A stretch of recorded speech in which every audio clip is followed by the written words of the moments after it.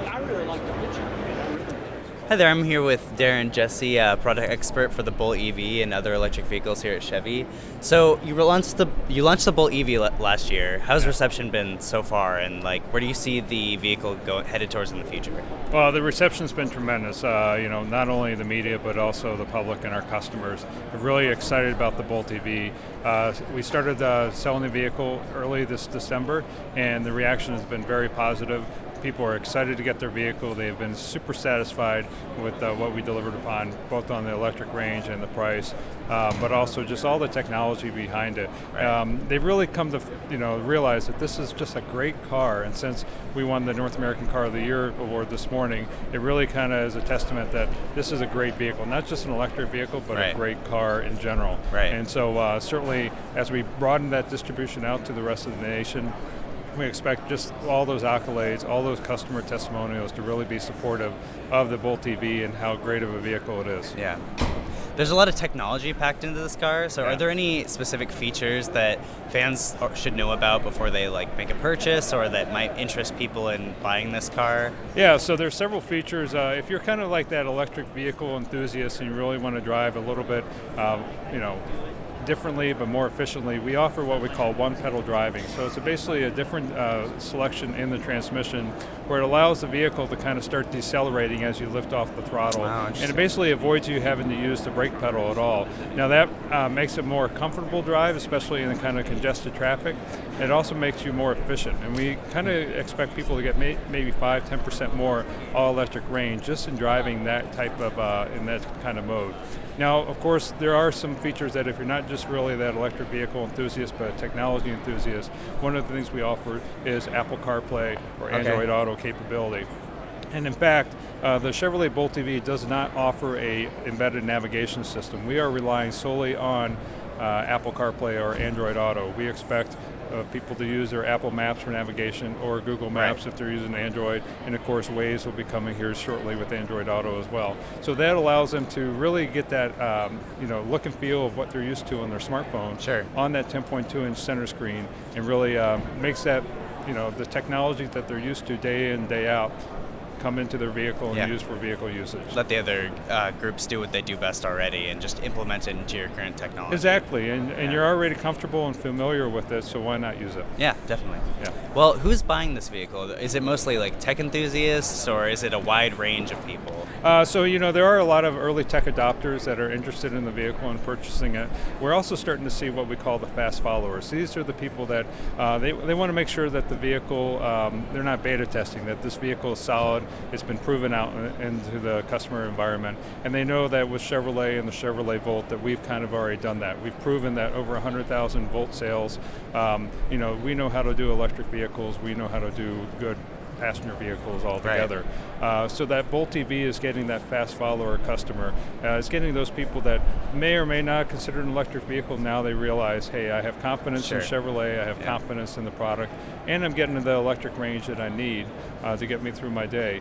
238 miles of electric range is kind of like a half a tank of gas. Yeah. And so when you think about getting in your vehicle every morning with a half a tank, having to stop for gas really doesn't come into the equation until maybe 2-3 days later. Right. And that's really how we treat the all-electric range of the Bolt EV. Do you have any plans for rollout of charging stations throughout the U.S.? Do you want to expand a little bit on that? Yeah, so the Chevrolet philosophy on charging stations is we wanted to make sure that we can utilize all those charging stations out there today. And so we adopted the SAE standard, the J1772 plug coupler, but basically that is a standard that all the OEM manufacturers, domestics, Europeans are using for their charging station.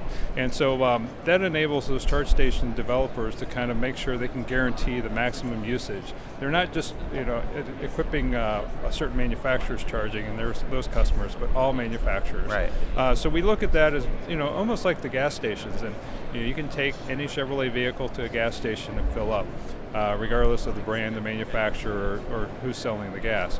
We want the electric vehicle to be the same. You can go to any charge station and be able to charge. That encourages more adoption from other parties. It basically becomes a team effort.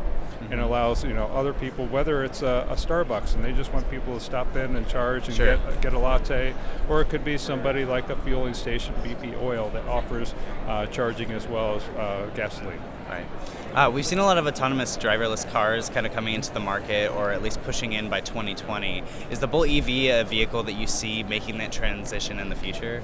Certainly, and that's really kind of been our test bed for our autonomous vehicle development. One of the things you look at is what we've enabled for autonomous driving. The electric, it's electric power steering, so that can be controlled by a computer. Right. It's a throttle by wire, so that can be controlled by a computer. And now we have electronic shifting, so whether you're in park, drive, reverse, it all can be controlled by a computer. And so that really enabled that autonomous driving. And then we look at electric vehicles in general, and to be able to interact with that city environment and not have that pollution, not Right. have the gas emissions. And so that really focuses on where we think autonomous driving is going to be, growth first is in kind of the ride-sharing type environment and urban environment. Is autonomous driving kind of the future of this vehicle as you see it, or are there any major features that you have been working to implement or hoping to implement in the future? I think the future of this vehicle is broad scope. Yeah. Obviously autonomous driving that we just talked, but also ride sharing. Right. We partnered with Lyft, and we want to make sure that ride sharing is one of those elements that expands the usage of electric vehicles, and certainly the Bolt EV. But really, the retail market, the general customer base, you look at average Americans, they drive about 40 miles per day. And so that's about 5 times or more the EV range of the Bolt EV. Right. And so certainly, to be able to use the Bolt EV, not have to stop for gas, to be able to refuel at home every night, it really makes that value equation, the ownership experience, just so much easier to adopt electric vehicles. Right. And so really, that's kind of like one of the targets on the Bolt EV was make sure that EV adoption is expanded. There are also a lot of people that are kind of looking to get an electric car, but also like to travel a lot, like cross country, or whether they want to just go to another state to visit family. Can you disclose whether you're working on any battery technologies to further the distance that these cars can go at any given Well, time? we have nothing to disclose at the time, but we currently are always looking at battery technology, whether it's bringing the cost down or bringing the cost down and the range up. Certainly those kind of work with each other sometimes. Right, yeah. But also enabling DC fast charging. So that allows on the Bolt EV to get 90 miles of range in 30 minutes or about 160, 170 miles of range in an hour. What that enables is that long distance driving. As those DC fast charging networks start to expand, it allows you to drive multiple, longer distances, whether it's from LA to San Francisco or something to that effect, where basically the vehicle can start to become both that short range and the long range vehicle itself. So obviously the Bolt EV was your flagship car for this entire electric outbreak. Do you have plans to kind of move the other models into the electric spectrum, or are you kind of trying to focus in on this one model? Well, one of the things that we focused on is to offer different types of electric propulsion to our customers. So we've launched with the Chevrolet Volt back in the end of 2010 calendar year, and that offered that extended range electric vehicle, kind of the electric vehicle for 53 miles, and then gas backup going thereafter. And then after that, we followed up with the Malibu Hybrid. So that where it's basically driving on efficiency, on electricity, but not necessarily needing to plug in. And then the third vehicle in our strategy was the all-electric Bolt EV, which is kind of on the other opposite edge of the spectrum. Now, so we have 3 different vehicles, and there are 3 different basically packages. The Malibu Hybrid's a mid-size sedan, the Volt is more of a compact sedan, and the Bolt EV is more of a small crossover look. And so 3 different technologies, 3 different packages. We're going to see kind of how those play out, where the customer base is moving, and expand from there. Do you see yourself competing directly with companies like Tesla or Faraday Future in the future, or are you kind of trying to hone in on a specific segment of the market? We're basically going after the customer. We want to make sure we are providing the solutions, the transportation solutions or the vehicles that they desire.